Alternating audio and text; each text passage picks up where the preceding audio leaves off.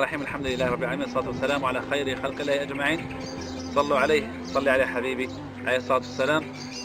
أحبكم في الله، أخاطبكم عن أهم شيء في الإسلام، عن عموده.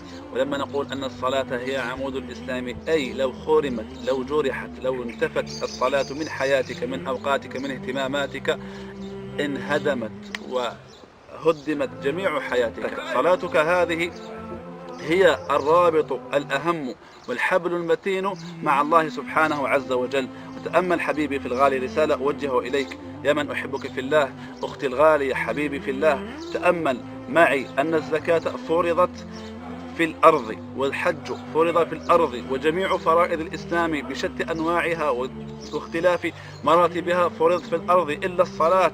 نبي الرحمة، نبي المصطفى صلوات الله وسلامه عليه، ينادى إلى السماء: ما الخبر؟ ما هو الأمر المهم الذي عرج بسببه النبي صلى الله عليه وسلم إلى السماء؟ إنه الصلاة. حبيبي في الله، ربنا عز وجل الذي فرض الصلاة لم يفرضها في الأرض بل فرضها في السماء، ليعلمك أن الصلاة معراج قلبك للسماء.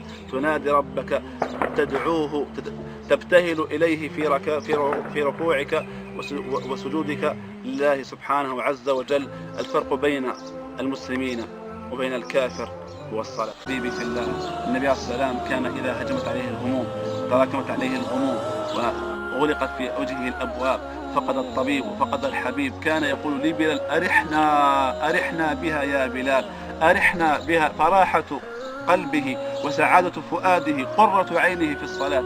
ما حالك أنت في الصلاة؟ كيف حالك في الصلاة؟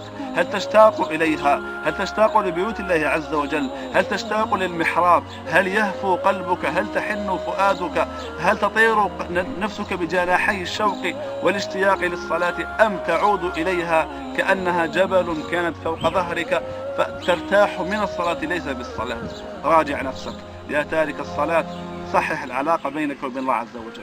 أنا أقول لك دير كلش نفسك هذه، إلا إن راودتك عن معاصي وذنوب وكبائر، افعل كل شيء إلا الصلاة. إلا الصلاة. تعد إلى الله عز وجل بالصلاة، واستغفر الله عز وجل بالصلاة، واسأله التوبة والعودة والأوبة له سبحانه عز وجل بالصلاة. ولا تقطع صلاتك مع الله عز وجل. هي عباد الدين، هي الفارق بين الكافر والمسلم، هي حبل المتين بينك وبين الله عز وجل، هي معراج قلبك لله سبحانه عز وجل. ركعات تناجي فيها ربك سبحانه عز وجل. تقول له غلطت، تقول له بعدت، تقول له سامحني، تقول له توحشتك يا الله، تقول له اشتقت إليك يا الله، وتناديه وتترجاه. صلاتك عماد دينك، حياتك. تارك الصلاة سيلقى العار والشنار والوبار والخسارة في هذه الدار ويوم الآخرة. تارك الصلاة في ظلام وفي قنوط وفي ويل وثبور وهم وغم وحزن دائم أبدا. ومن أعرض عن ذكري فإن له معيشة ضنكا ونحشره يوم القيامة أعمى. قال رب لم حشرتني أعمى؟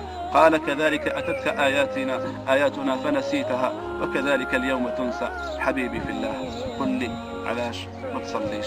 سؤال فكر فيه.